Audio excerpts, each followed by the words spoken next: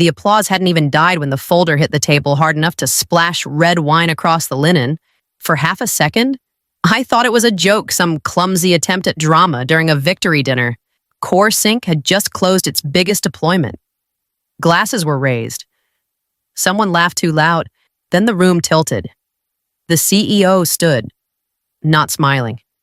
His hand still resting on the folder like he was claiming territory. He didn't look at the team. He looked at me. The word freeloader landed first. Not shouted. Measured. The kind of word you use when you want it to stick. He flipped the folder open and tapped a page with his knuckle.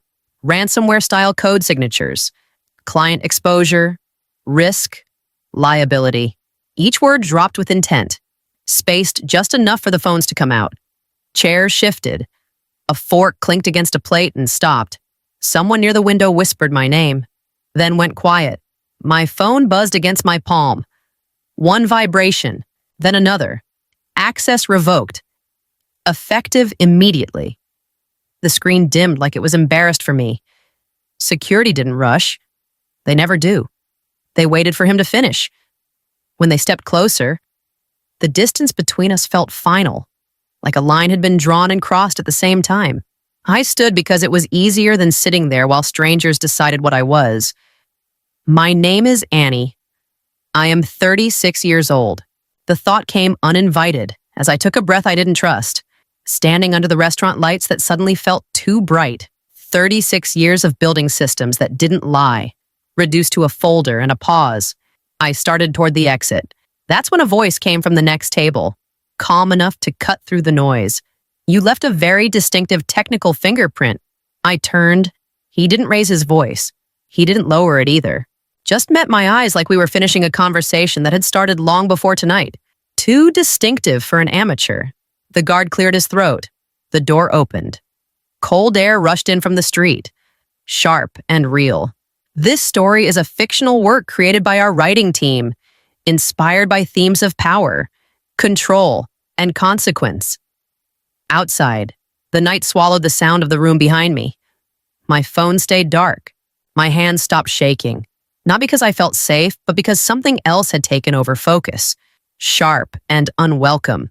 If I didn't plant the code, who did the door to my apartment didn't fight me when I pushed it open? And that was the first thing that felt wrong.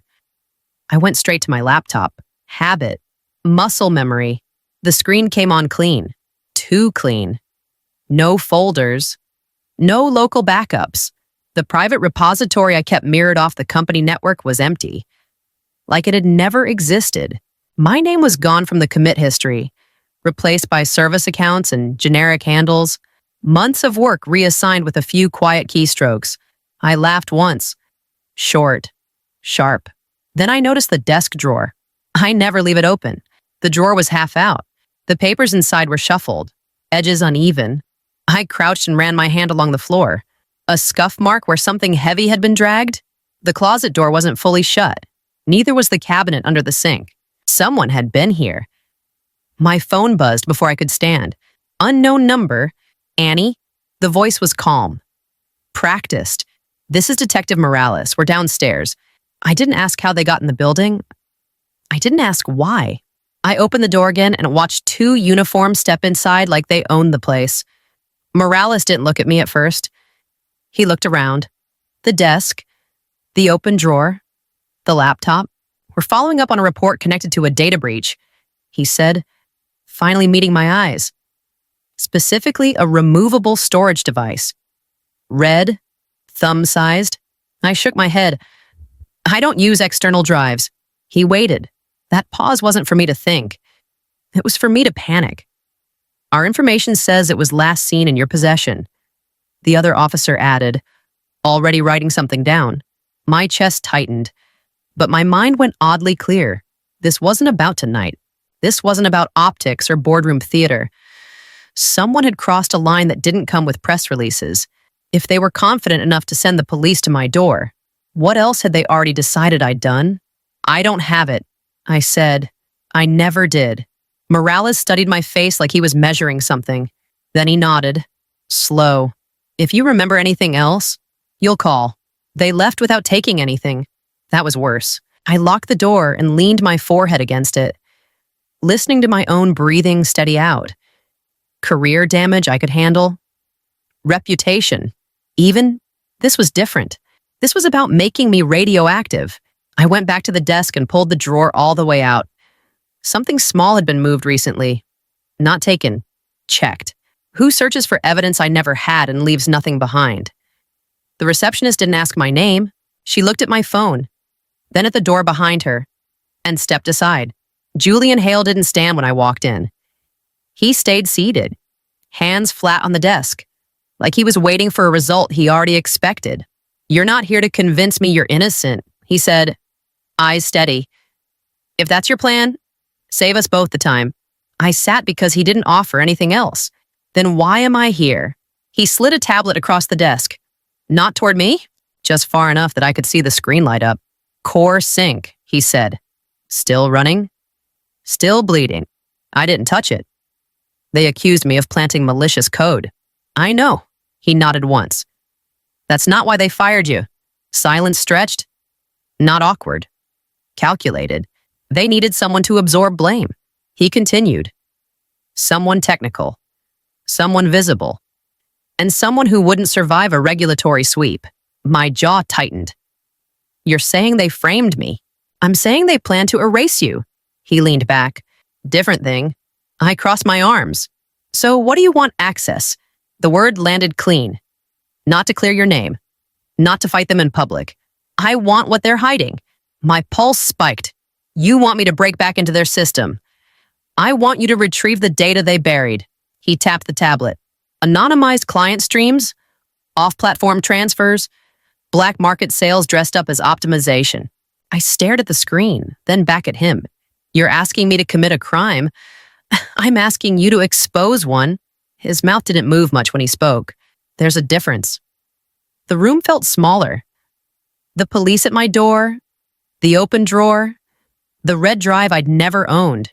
If I walk away now, who else do they destroy next?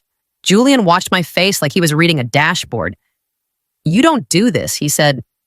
Softer now. "They keep selling. And you stay radioactive." I stood. My legs felt solid again. "I don't do this for you." A thin smile. "Of course not." I reached the door and stopped. "If I do this," I said, not turning around, "I control how deep it goes." He didn't answer right away. Then, "That's the only reason I called you." I opened the door. My phone vibrated in my pocket. A new alert. Internal systems activity. CoreSync had just pushed an emergency patch. I didn't go to him because I trusted him. I went because he was the only one who would still pick up. He opened the door a crack. Chain still on. Eyes darting past me into the hallway. When he saw it was just me, he closed it fast and leaned against the wood like it might give way. "You shouldn't be here," he muttered. Already walking back toward the kitchen, I followed. His hands wouldn't stay still. He wiped them on his jeans, then reached for a glass, then stopped halfway. I pulled my laptop out and set it on the table between us. "You were on the access rotation the night the signature appeared." He froze. I checked the logs. I went on. Not the ones they showed the board. The raw ones. There's a gap. 2 minutes. Only one credential touched that branch. His shoulders sagged. The fight drained out of him all at once. "They told me you were already done." He said quietly that the decision was made. I waited. Silence pressed down harder than any accusation. "They gave me your credentials." He finally said, "Temporary elevation. Clean trail. They said it would look like an automated process." He swallowed. "They said you'd be erased anyway. They just needed it clean." My chest tightened, but my voice didn't shake. "So you framed me." His head snapped up. I didn't have a choice. I slid the screen toward him, then explained this. Why the signature was tweaked to look sloppy. Almost personal. His eyes filled. He covered his face with both hands. "They have my sister," he said into his palms. "Not here. Offshore. They call it a holding arrangement. No charges, no paperwork. Just men who answer phones and don't give names." The room felt too small for the air in it. What kind of system makes betrayal the safest option? He looked up, eyes red. "They said if I didn't do it, she wouldn't make it back." I closed the laptop. You didn't just give them my name. I said, you gave them leverage. He nodded once. They're rolling out an emergency patch. Tonight, they're scared.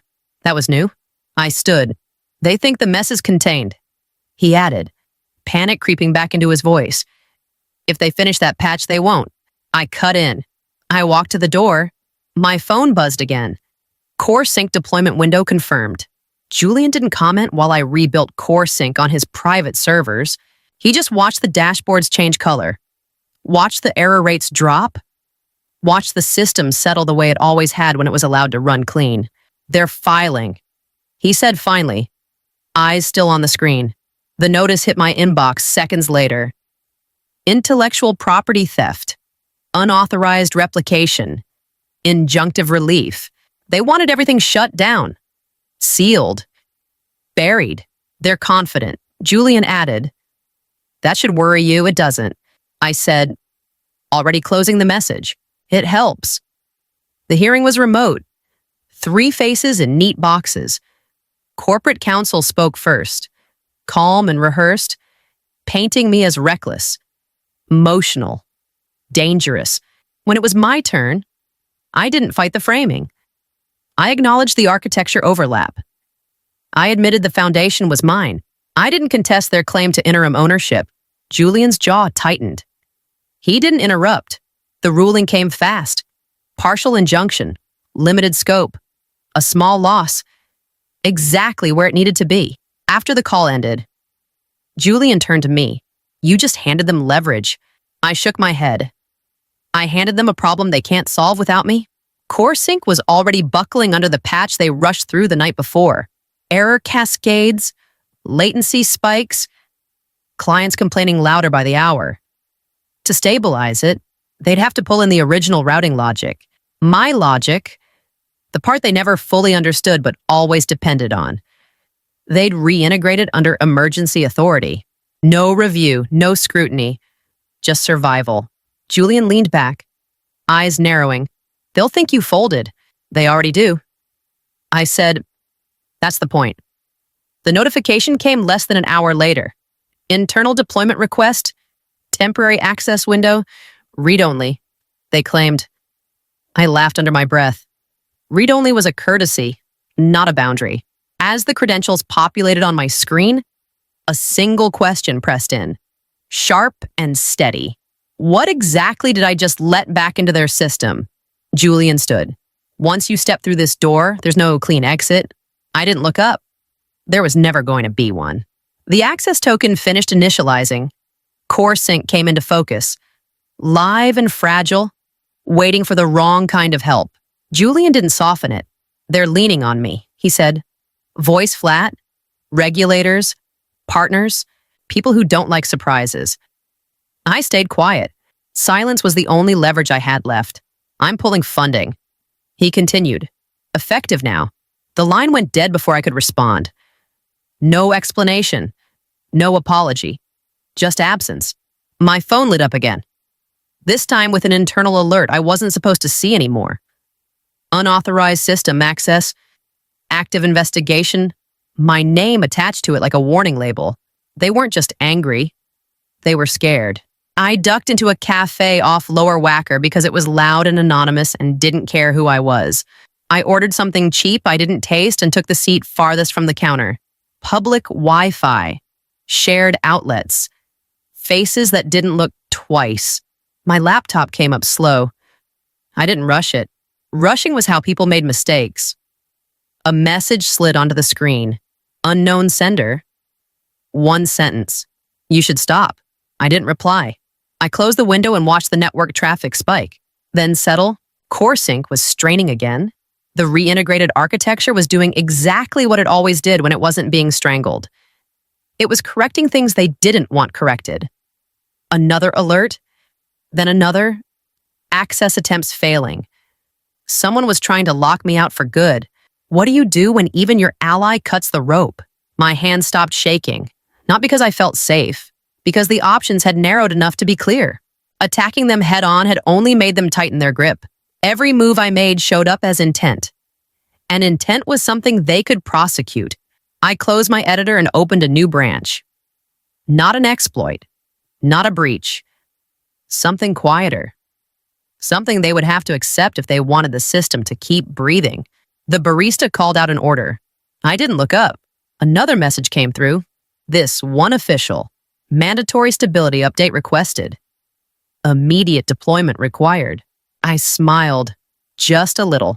If they wanted me gone, they should have stopped asking me to save them. The request came through with no pretense left. Mandatory stability patch. Immediate deployment. Executive override. I opened the call they'd left running in the background. No greetings, no pleasantries. We don't have time for experiments. The CEO snapped. His voice was tight now, stripped of the confidence he'd worn at the steakhouse. Push the fix. I scanned the live metrics while he talked. Error rates climbing, transactions queuing, clients timing out. This patch won't change performance. I said, it won't make you look better. A pause, then a sharper edge. It will keep us alive. That was the truth. Finally out in the open. I uploaded the update without ceremony. No new features. No visible safeguards. Just a quiet adjustment to how the system observed itself. A mirror, not a blade. Someone on the call laughed, short and relieved. That's it. That's it, I confirmed. They deployed it within minutes. No review, no audit. Survival always skips the checklist. The dashboard steadied. The room on the other end exhaled. Voices overlapped, already moving on to spin and damage control. What if the most dangerous weapon doesn't destroy anything at all? I watched the first anomaly flag itself. Not an alert. A record. Time-stamped. Routed. Logged outside their control. Then another. And another. Each one triggered its own report. Anonymized and automatic. Sent to places that didn't answer to press releases or emergency patches. A message popped up from legal. You didn't add any outbound connections. No, I replied. The system already had them. Silence followed. The kind that meant someone was checking something they didn't want to understand. The CEO came back on the line. Voice lower now. You said this wouldn't change anything. It doesn't. I said, it just stops hiding things. The call ended without a goodbye. I closed my laptop and packed it away. Outside. My phone buzzed once. Then again. Notifications stacking faster than I could read. Somewhere inside CoreSync. The mirror was working. Patient and precise. Turning every dirty move into a witness that couldn't be fired. They didn't invite me to the press conference. They didn't need to. I watched the live stream from my laptop. Volume low. Fingers still. The CEO stood at the podium like nothing had touched him. Calm voice, confident shoulders. Recovery, stability, enhanced security. The words came easy when no one interrupted. Behind him, the screen lit up with clean charts, green arrows, smoothed curves. Exactly what the room wanted to see. Applause started early. Then the screen blinked. Once, twice, a murmur rippled through the crowd. The CEO glanced back, smile tightening but still in place. Someone off camera said something sharp. The charts didn't return. Instead, a list appeared. No graphics. Just rows, accounts, dates, amounts spelled out in full. Transfers looping through shells that didn't exist on paper. Lines connecting where no connections were supposed to be. The CEO stepped away from the podium. That's not part of the presentation. The microphone picked it up anyway. The list kept scrolling. Transaction chains expanded. A name surfaced near the top, bolded by the system itself. His name, labeled cleanly without commentary, originator. A woman in the front row stood up. Phone already recording. What am I looking at? No one answered her. The CEO's mouth opened, then closed. Security moved, but not toward the screen. Toward him. What happens when the truth interrupts a live press conference? I leaned back and folded my arms. I didn't feel relief. I didn't feel victory. I felt the weight shift. Slow and irreversible. The stream cut for a moment. When it came back, the podium was empty. Voices overlapped off camera. A man in a dark suit spoke into his phone. eyes fixed on the screen like it might accuse him next. My inbox started filling. Reporters, regulators, unknown addresses with no greeting and no patience. I closed the laptop before I could read any of it. Outside the frame, the system kept talking, methodical and precise, naming what it had always known. And for the first time since this started, they couldn't mute it. The video replayed everywhere. Different angles, same moment. The CEO stepping back from the podium, his hands closed around his arms. The sound cut before anyone could ask questions. Julian found me an hour later. He didn't knock. He never did. He stood in the doorway of the conference room I'd borrowed. Jacket off now. Sleeves rolled like that made him approachable. You did what I asked, he said. And more. I didn't look up from my screen. Messages kept stacking. Regulators. Reporters. People who hadn't known my name yesterday suddenly spelling it carefully. You controlled the narrative, he continued.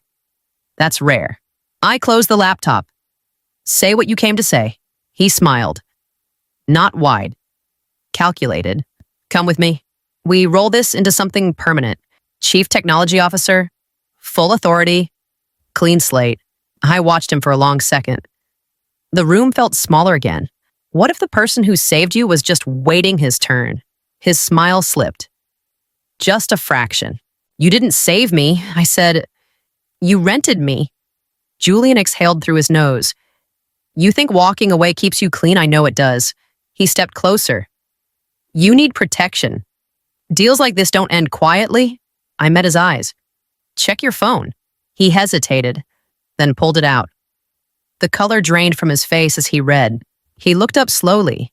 You wouldn't, he said. I already did. My voice stayed even. 5 minutes before you walked in, the silence stretched until it hurt. You used me, I added. You just assumed I wouldn't notice. Julian straightened his jacket, the confidence trying to find its way back. You just burned a lot of bridges. No, I said. I refused to stand on them. I stood and walked past him. He didn't try to stop me outside. The noise was rising again. Sirens. Questions. Consequences. I headed toward the exit. Phone buzzing in my pocket. Already pulling me toward whatever came next. The wind off Lake Michigan cut straight through my jacket. Sharp enough to keep me present. I sat on the concrete steps with my phone face down beside me, letting the quiet do its work. The charges were dropped that morning. No ceremony, no apology. Just a short email that said there was no longer sufficient cause to proceed. My name cleared in the same understated way it had been dragged through the mud. No title followed. No offer. No one clapped. A message came in anyway. A former client. One line. You built the only system that ever told us the truth. I stared at it longer than I needed to. Not because I wanted validation, but because it landed clean. No conditions attached. Another notification buzzed. An unknown number. I ignored it. I didn't owe anyone access anymore. They thought deleting my code would erase me. They were wrong. Code can be copied, buried, rewritten. The thing that mattered never lived on a server. It lived in the way I made decisions when pressure showed up and shortcuts looked tempting. I stood and brushed the grit from my hands. The city kept moving behind me. It always would. I didn't need a seat at their table. I built my own. If you let other people define your value, they will rewrite it the moment it becomes inconvenient. The only protection that lasts is knowing where your line is and refusing to cross it. Even when walking away costs you everything in the moment. Thanks for staying with me through this story. If any part of it felt familiar, I'd like to hear what stood out to you. Leave a comment and share your take. If you want more stories like this, where boundaries matter and choices have weight, follow along and keep reading.